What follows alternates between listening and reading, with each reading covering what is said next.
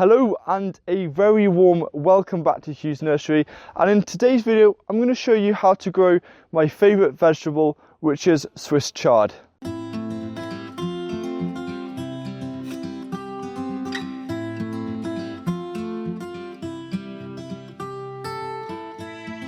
The great thing about growing Swiss chard is that you can basically harvest from it all through the season. It is quite a hardy plant, but what you need to make sure is that, especially during the winter months, and if you get some cold spells like we do, we had a frost of about -3 degrees Celsius last night.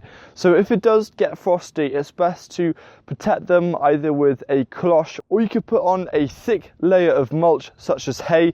And what this will do will just ensure that during the coldest parts it will be protected from the frost, and then when it warms up a bit you can remove this mulch, and then during the early spring months you'll be able to get fresh pickings of Swiss chard. Firstly, Swiss chard likes a slightly acidic soil, and for planting there are a few options for when you can plant them during the growing season. The first one is around your last frost date in the spring. You can plant those directly into the ground, or you can start them a bit earlier under cover in plugs and then transplant them out to their final places. Or you can plant Swiss chard around midsummer or around 8 weeks before your first frost date. Now this is if you want to have a harvest during the early stages of autumn, and then like I said before in the video, as long as it's under cover, such as under a cloche, or you're protecting it with mulch, or by doing this you're protecting the plant during winter, so when you remove the mulch you'll actually be able to have fresh harvests of Swiss chard during the hungry gap, which is an added benefit.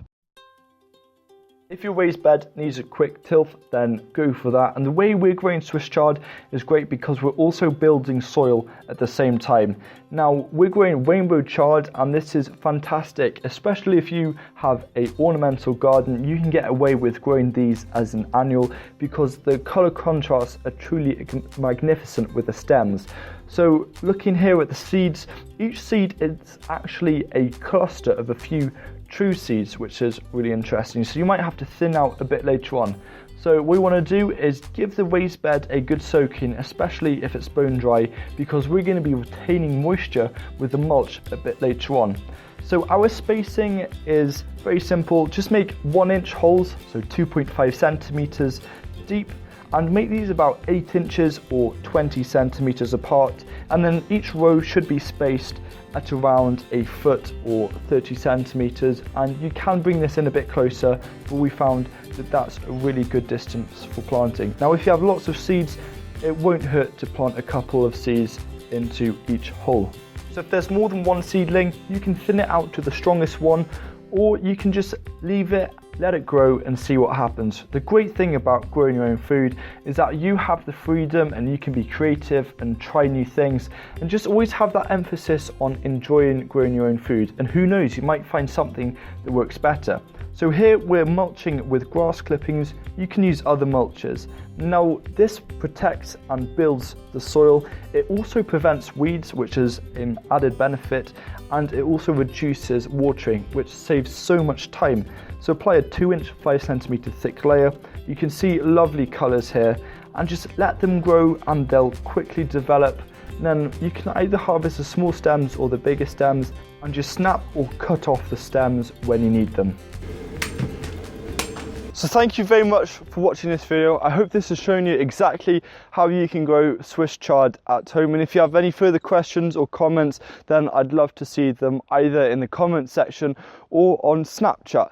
Now just before you go, I just want to say a huge thank you, because Monday last week I uploaded a video on my Facebook page showing people how to grow peas in 60 seconds, and that has had a huge response, and so far has had 1.4 million views. So thank you very much, and I'm going to do more short tutorials on Facebook coming soon, so stay tuned for that.